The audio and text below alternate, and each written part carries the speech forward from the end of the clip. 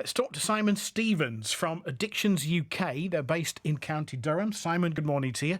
Good morning. How are you, sir? I'm very well indeed. So, do you think he's been fined unfairly because he has a mental health issue? That's a matter for the courts. I think as an explanation, he has a mental health issue. That's not an excuse.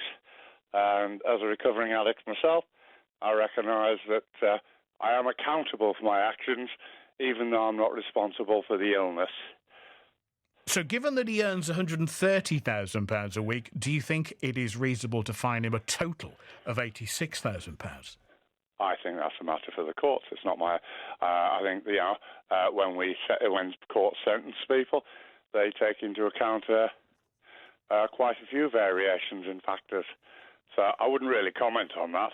Yeah? You haven't got a personal opinion on that?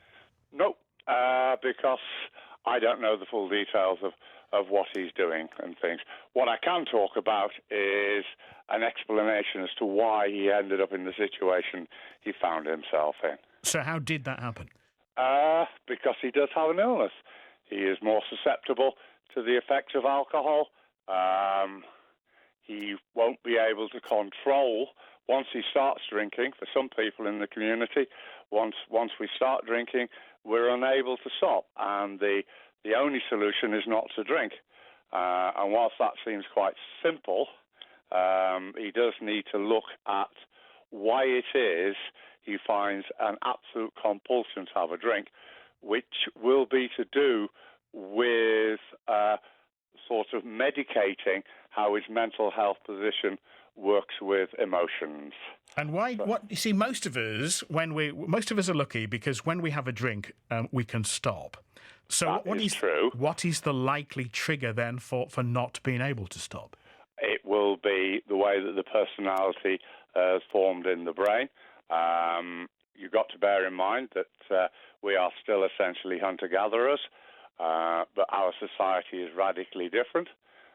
Some of us have a predisposition to be able to survive in low food areas, in difficult situations.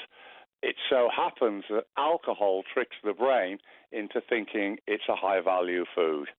And another brain function is, again, going back to being a hunter-gatherer, where food was very scarce in some situations, that you would binge on available food even if you didn't want to. The brain would kick in an automatic response. It's there, eat it, it's going to serve you well in days when there isn't any food. But when we fast forward into the 21st century, here we have alcohol, which is one of those substances that can trick the brain into thinking it's something else. And, of course, there is no shortage of it. So in the past, these behaviours would have been limited by the very fact that, high-value food wasn't particularly available. But now, alcohol is everywhere. And it does, for some people, trick them into the brain into thinking, this is something I need more of. And it will override the thinking and say, no, you've got to binge on this. So obviously, we've known that Ant has been getting some form of therapy for some time. Mm-hmm. So when this accident occurred, clearly that was a lapse in what was going on. It was, that's how we describe it. We say it's a lapse. And one of the problems is that don't we all want to be very similar? He looks around him. First of all, this substance is incredibly good at suppressing emotions. And that's one way that we can deal with difficult emotions, is to try and suppress them, although obviously they're going to come out somewhere else in the long run. It's very tempting. Everybody around us drinks and things. So there is a bit of being able to say, well, if they can, why can't I? And fundamentally, as a recovering alcoholic myself, I had to accept that I was in denial about my mental health state, that I was one of those people who could not drink like other people do. And for me, drink was not an option. So I had to overcome that denial that I was different. And is that because you have an addictive personality, Simon? We don't particularly call it an addictive personality. There isn't an addictive personality as such. However, there are personalities that are more inclined to create stress in the modern environment. And one of the ways that you can mitigate that stress, although it's not a very good way to do it at all, is to use things like drugs and alcohol. I know this is a difficult question to answer, but how long will it take with Ant, do you think? And do you think he can find his way back? I'm sure he can find his way back. The world is full of incredible examples of people who have found their way back.